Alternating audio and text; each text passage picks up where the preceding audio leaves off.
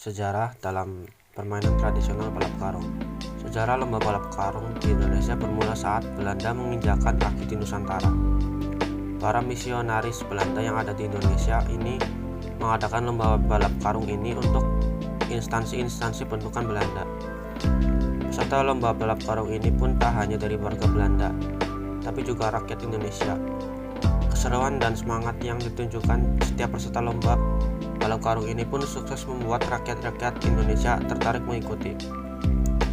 Hingga rakyat Indonesia pun ramai-ramai mengikuti perlombaan ini. Bahkan saat Jepang menjajah Indonesia, lomba balap karung masih dilakukan. Sarana dan prasarana dalam permainan tradisional balap karung. 1. Dibutuhkan sebuah karung terigu atau karung beras yang berukuran 50 kg yang nantinya akan dipakai oleh para peserta.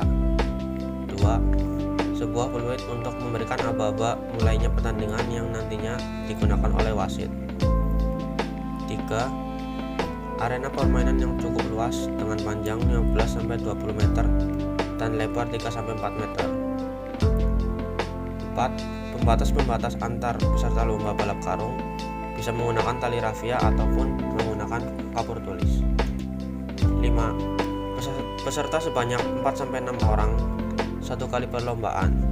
Apabila terdapat 20 orang, maka perlombaan akan dibagi menjadi 4 hingga 5 kali untuk babak penyisian dan kemudian akan digunakan diagram pertandingan hingga ke final.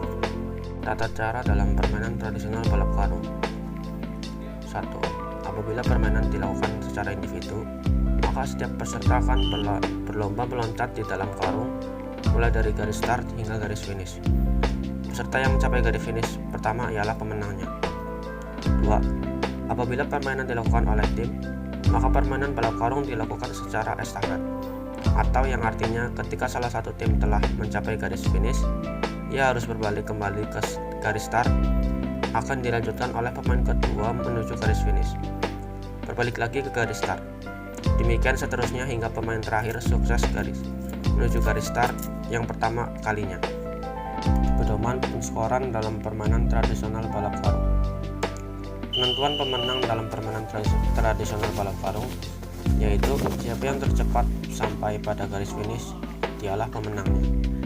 Berikut adalah contoh praktik pelaksanaan permainan tradisional balap karung.